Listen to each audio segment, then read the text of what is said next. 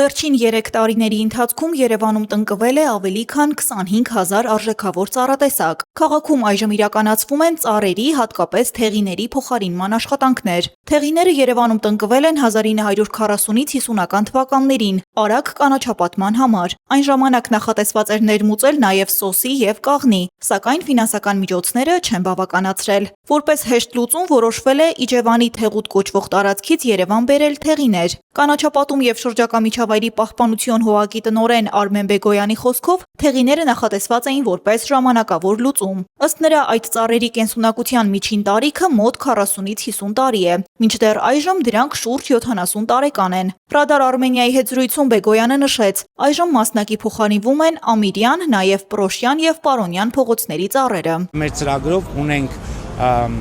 նաև վաղուց ունենք Հալաբյան փողոցը,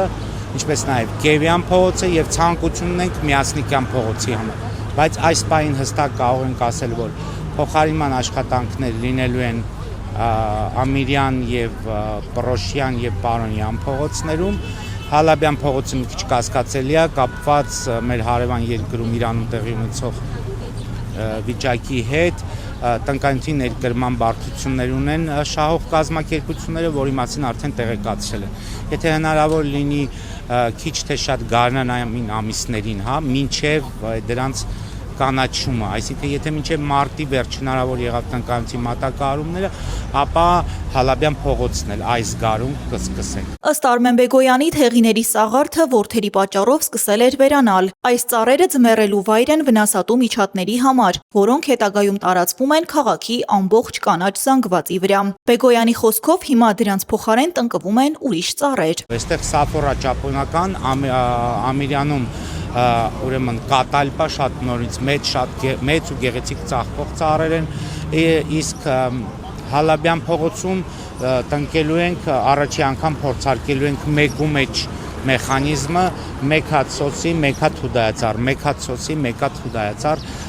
այդպես է հաստատված ծրագիրը։ Առայժմս այս տարվա մասով այդ կարող եմ ասել։ Նախորդ տարիների ընթացքում տնկվել են հիմնականում սոսիներ, կաղնիներ, սաֆորաներ, ալբիցիաներ և հուդայա ծառերը։ Հիմնական զանգվածը այս է, հաշվի առնելով նաև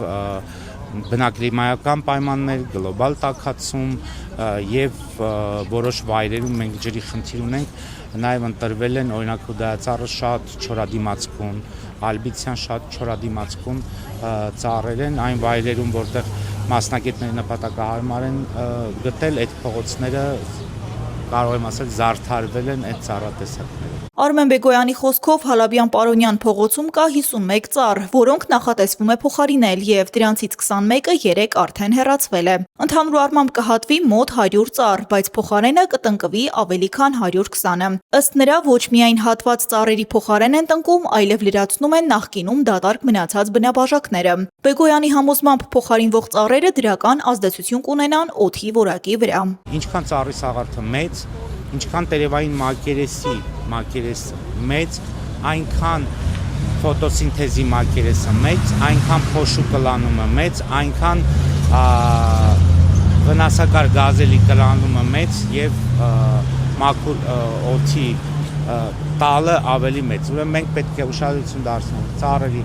սաղարթների մեծությանը, թե ինչպիսի ծառեր են իրանք և իրանց տերևային մակերեսը։ Եվ այնտեղ ինչքան էլ տերևային մակերեսը մի քիչ այսպես